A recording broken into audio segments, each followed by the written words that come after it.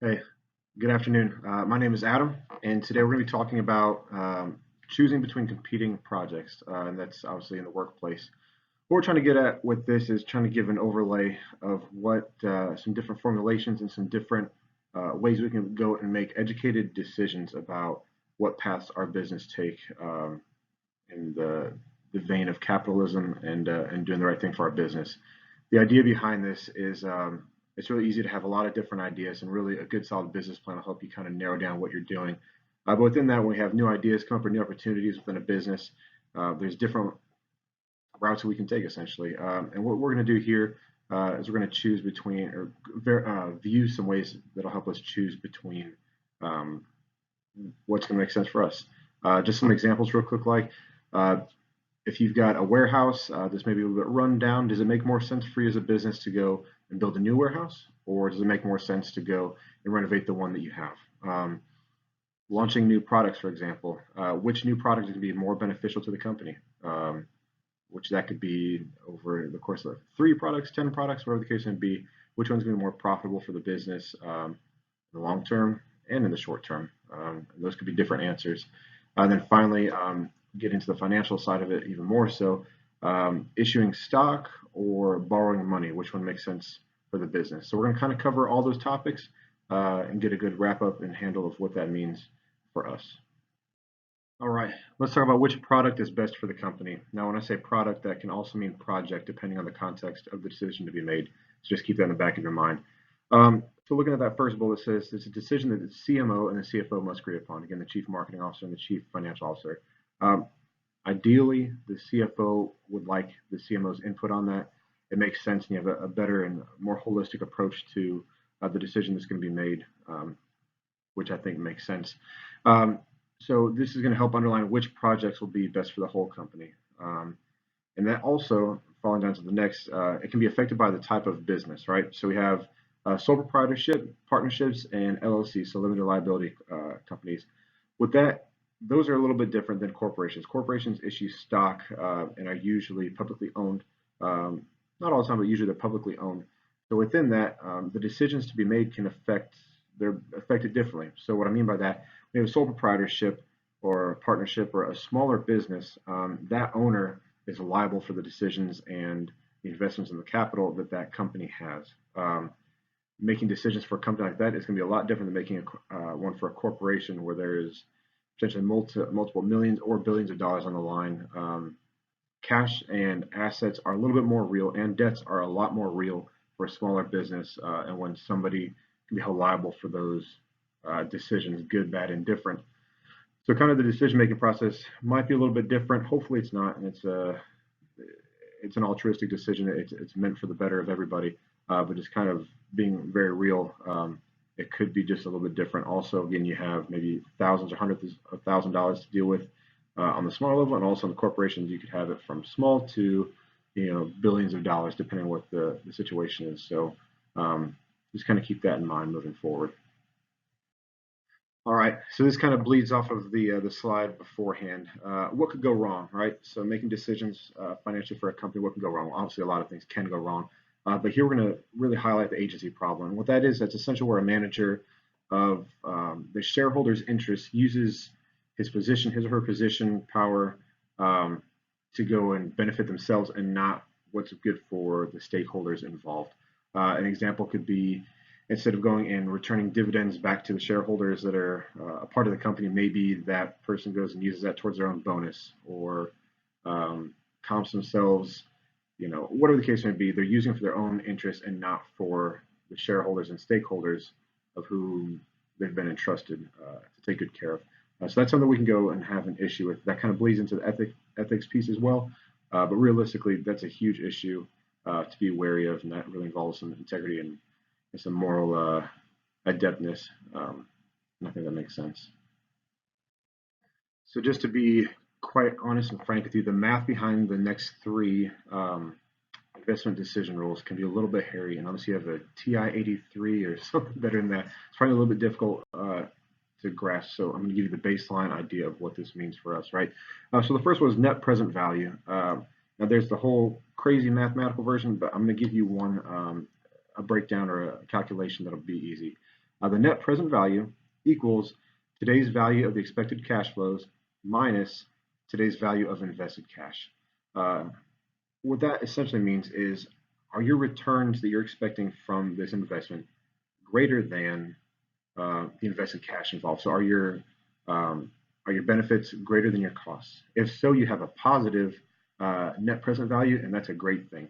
If not, if the expected cash flow is less than the value of invested cash, it's not good at all. You are in the hole already, and that idea should be abandoned. And that kind of goes into the net present value rule. What that says is only investments with positive net present values should be considered. Pretty easy concept, I think. Without going crazy into the math, I think that makes sense. As anything we do, and that's not just business, that's life in general. If you're going to go and input more things and you're going to get out of it, is the juice worth the squeeze? And if it's not, abandon it and move on to the next idea. And especially comparing different projects, this is a great way to go and identify that. All right. Up next is investment decision rule number 2, which is the internal rate of return. And what this does, it again estimates the profitability of potential projects or investment. And I'll read straight from the book. The book says this decision rule says to take any opportunity whose internal rate of return exceeds the opportunity cost of capital. Turn down any opportunity whose IRR is less than the opportunity cost of capital. Same concept that we were talking about just with net present value. If it costs more to get something rolling than you're going to get return from, let's abandon that idea or modify it to where it could you'll get more return than invested. It's just a different process. It uses the same mathematical equation as NPV does. It's just kind of a little bit different way of doing it. But again, the same ideology behind it. All right, our third investment decision rule, we're going to talk about the payback rule. And what this essentially is, I'm going to just read the quote from the book. It says a project has to pay back its initial investment within a specified period of time to be accepted. And the purpose is to represent the number of years it takes to pay back the initial investment of a capital project from the cash flows that the project produces. Easy way of saying that, there's a certain amount of time that when you're planning, going through capital budgets, that you want this project to go and give you returns from. So you specify, hey, within 10 years, we want to go and have our money back from it. And doing the math behind it, you see that it doesn't add up to that, then it needs to be modified or dropped and moved on to something else. It's a pretty simple idea, again, just like the other two, but this one puts a quantifiable time on it to say, or introduces the idea of a quantifiable time to say, within X amount of time, we need to have our money back, and if not, then it's not going to be beneficial for our business. All right, looking at the application here, from entry all the way to executive level. As an entry level employee, why do you need to care about NPV and IRR and returns? And it's important so that way you have an idea of why people at the mid and executive level are making decisions that they are. What makes the most sense for the company, for the shareholders involved. So probably a good idea as a young person within whatever industry you'd be in, assuming you were talking about marketing, to go and pay attention to what they're doing and maybe ask a few questions from the CMO, the CFO, to see why they're doing things the way that they are and how it affects the business from both the marketing side and also for the financial side.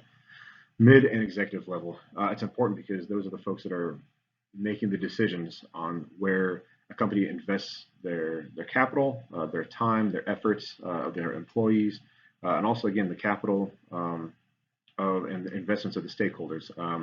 And shareholders, both of them. So within that, both mid and executive level need to pay sharp attention, again, bleeding onto the ethical side to make sure that they're using the funds available to them to the best of their abilities in the most ethical way.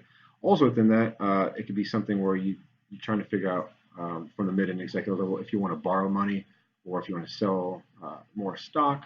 It kind of can bleed in a couple different directions there. But more importantly, from the mid and executive level, you want to make the smartest decisions. That way you're the best steward of the finances available to you through the business. All right, looking at our ethics page, I put two things up here. The first one is from Ralph Waldo Emerson. He says, the greatest homage we can pay to truth is to use it. And I think this is beneficial here. Again, going to the agency problem, it'd be very easy. You're a person that seduced or entranced by money, which most of us are to an extent. It's very easy to go and use your position and use the financial powers that you may have to go and look for your self-interest instead of looking for and after the stakeholders and shareholders' interests. It'd be very easy to do. With that being said, I think we need to go and make sure that we keep our hearts clean and our consciousness clean as well. It's easy to go and sway, but I think it's very important to do that. It's not what God called us to do, to cheat others. The Bible says in Colossians 3:23 and 24, it says, "Whatever you do, work heartily as for the Lord and not for men, knowing that from the Lord you will receive the inheritance that is your reward. You are serving the Lord Christ." That's just a reminder that it's not for anybody else that we're serving in our position, both in professionally and personally. We're doing it for God. So we need to go and make sure that we're doing things the right way to please Him and not for our own selfish ambitions. All right. Thank you so much for joining me today. I hope this clarified a few things on making financial decisions for a company and kind of picking between decisions. I hope you learned something and I hope it was valuable to you. Thanks. We'll see you next time.